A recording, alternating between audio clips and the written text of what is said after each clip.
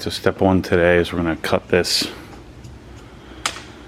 wall apart here and figure out what we got, because we need to hopefully transition water from this wall to the wall next to it.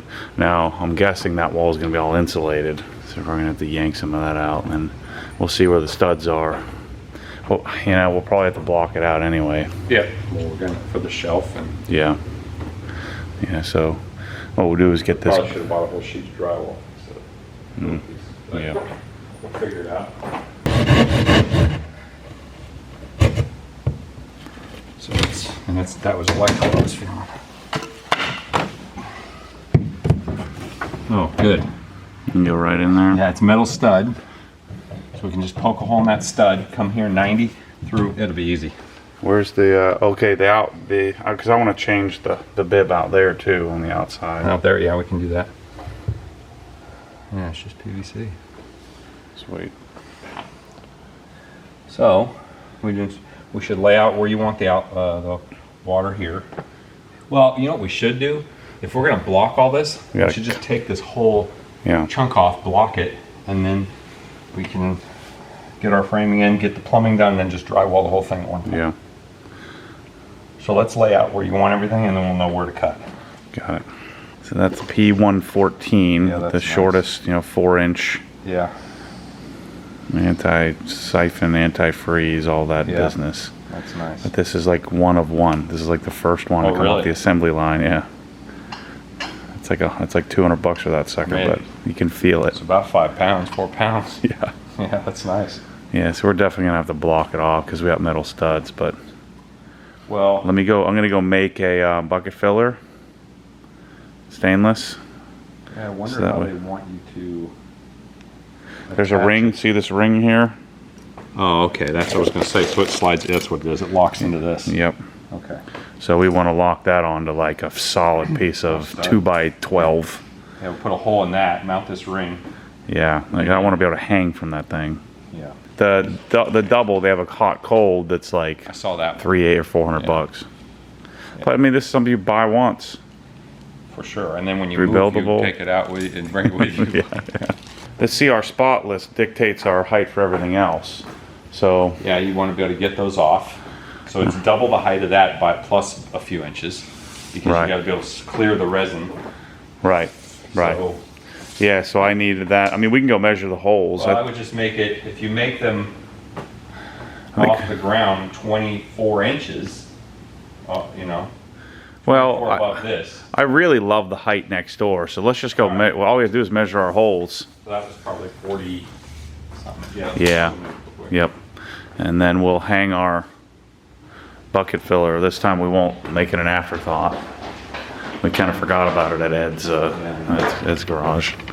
It ended up working out. It was kind of a neat little spot for it, but we got 44 inches, so 4 inches a side. So if we go 36, right there was what the pressure washer would be. It would be about 4 inches clearance to that cabinet, 4 inches clearance to the wall for all the piping and everything. Yeah. So it'll be right about here. And then this is, so I laid out so we know where to block. So this is the top bolt of the Krenzla, the stainless steel shelf. That's the top bolt of the reel. This is the top bolt of the CR spotless. Would it make sense? I've got quite a bit of room. Should we kick that cabinet over a little bit? It would look better if it wasn't kind of jammed in there, but yeah, I mean, you can put the cabinet way over and then we can just... I mean, I've got 8 inches there. Yeah. 7. Yeah, let's push it over 5. Then I can maybe fit all my buckets too. Keep going, keep going, keep going, keep going. Right there. Yeah, okay. Now you got 50 inches, so that gives us 7 inches on either side. Roughly, right? 36, now you got. So we want to incorporate the bucket filler, so. Bucket filler you want right about, it'll be right here, roughly. Yeah, that doesn't work.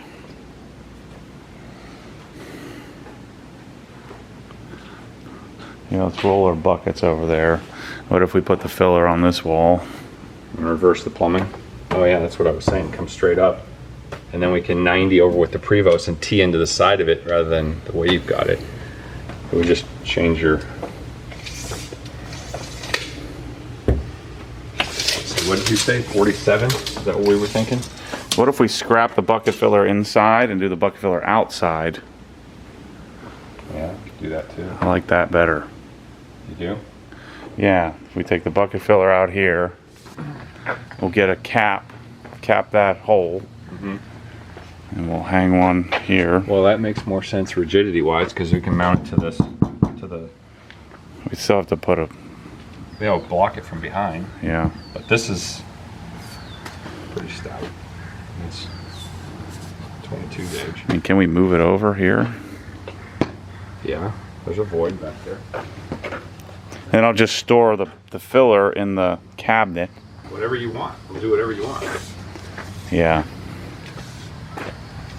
I mean, you always wash the door open, though. That's the thing, is it's kind of, you know, I'd put it inside, but... I just don't really have room for it. You don't want it on that wall?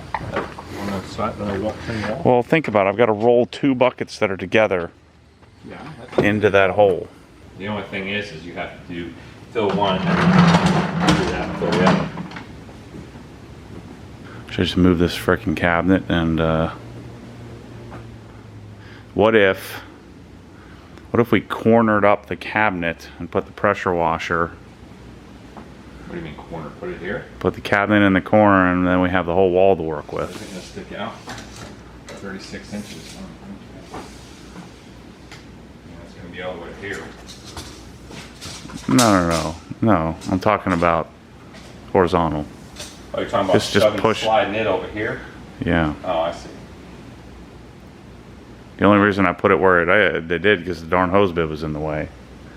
Yeah, well, that'd be nice. I see what you're saying. You know, slide it to the left. Or what would it look like if it was diagonal? Would that be weird? That's all the microfiber and washing and... Yeah, and all the soaps and everything go in there. Right. Makes sense having it right here. I mean, the other option is I can ditch the cabinet and do shelving, but... Alright, here's where... It's basically, we leave it 4 inches off the wall, and that's still going to give us plenty of room between here. It's still 47 inches, and we only need 36. So that gives us 10 inches of room to mount a bucket filler outside of the construct of the Prevost piping. Well, let's lay it all out on the wall. We'll lay it out first and see how it looks. Yeah. Alright, here we go. Some chopping the wall in half. Just figuring out where studs are. Isn't it easier to just cut the whole drywall out and then put the same piece back in? I'm trying to figure out. No, I'm not really. Okay. Because we're going to move this outlet. We're probably going to have to cut past this because the stud's over here.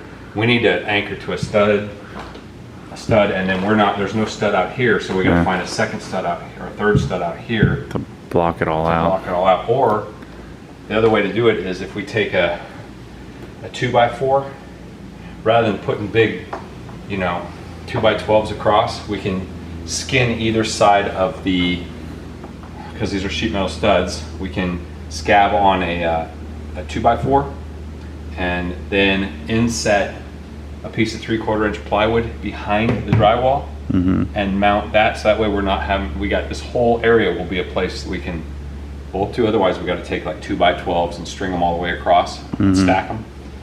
So we could do it where we just, you know what I'm saying, you scab a 2x4 here, cut it 3/4 inches shallow, attach a piece of 3/4 inch plywood. Yep.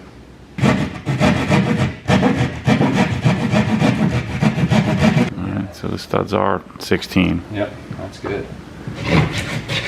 They added a stud for that. We're seeing that out there. So there we go. So I carried it up 4 inches beyond that, and then we go 4 inches below. So that gives us 4 inches to screw. But I'm basically going to lay it out exactly like you had before, so we can reuse the plumbing without having to cut anything. So it'll fit right in place. How hard is it to flip this door around? How hard is it to flip it? Not so easy because it's a metal frame. Yeah. Well, it's not really reversible. You could flip it, you could 180 it so it would open, hinge this side open that way. You could take the frame loose, because this is how it's screwed in here. Mm-hmm. I think it's a knockdown frame. You really want to move it? Well, the problem is it's weird. Like, it opens to my desk, you know? Yeah. You would rather it open into that room? I don't know. Let's stay focused. The problem is you got wood here. See, the jamb is not concentric. The jamb is thicker here than it is for the here. door, yeah. So if you were to flip it, you're gonna have to cut into the wood here to make it work. But you can flip it. You might have to. I'm calling a gosh darn door guy and tell him to come do that. Well, you just have to. You just have to buy a whole new frame. Huh? It'd be easier to just buy a whole new frame and. There's no reason to buy a frame if you're gonna remove it you can just flip it. Because it's all steel, it's all bolted in out here, and then this holds in a clip, which means it's 3 pieces. This frame comes apart in 3 pieces.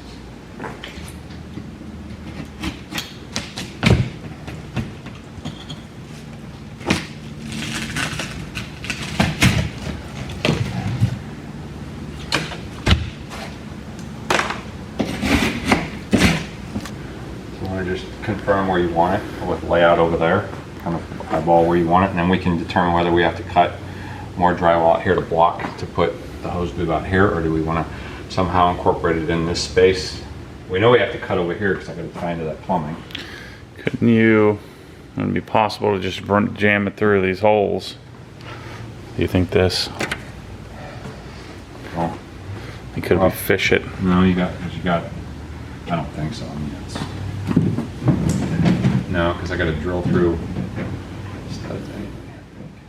Okay, so we got our hose bib height. What was it, 49 inches we're going 49 inches to the center, yeah, so we got 49. We're going to have to block it out, yep. So what's the plan? You're going to have to run a 2x4. We're going to have to block this out inside, so the hose bib has something substantial to mount to. And then we're going to run on the back. We're going to come through the back side, hopefully with a street elbow out of the back side of the hose bib, and then run it through this wall and tie it in down there. So I have to come over, down, and through. We also, where are we grabbing water for the pressure washer system? Down wherever you want it. We're going to end up being where it was over there. We're going to lay it out exactly the same, so the plumbing just we don't have to mess with anything. So we'll tee, when we come catch this hose bib, we'll tee off and stub out for that. So we got to draw out what we need then for that. And then we're going to move this outlet because we don't have a lot of room, so we're going to have to move this outlet and grab another outlet. Yeah. Yep. Yeah. Yikes. Piece of cake. For a pressure washer I don't even use. I just look at. I might use it more now that it's over here. Yeah. Too bad you couldn't wash inside. I could. Just drain. Drain there. Yeah. Sure makes it nice. I probably won't though. Why not? It makes a big mess. It doesn't. I do it all the time. I mean, it's provided you don't spray the walls and you just spray the car. Yeah. You definitely widen. Yeah, I might. I mean, we got the compressor in the way, but yeah, I mean, my car has plenty of room in this. Yeah. Well, you can just try it. Okay. Notched out. Your 2x8, 2x8, 2x8, 2x8s, 2x8 down low. Outlet's going to go in the upper left. Inlet to the water system's going to go here. Bucket filler's going right there. I'm going to come off of this, get rid of that bib.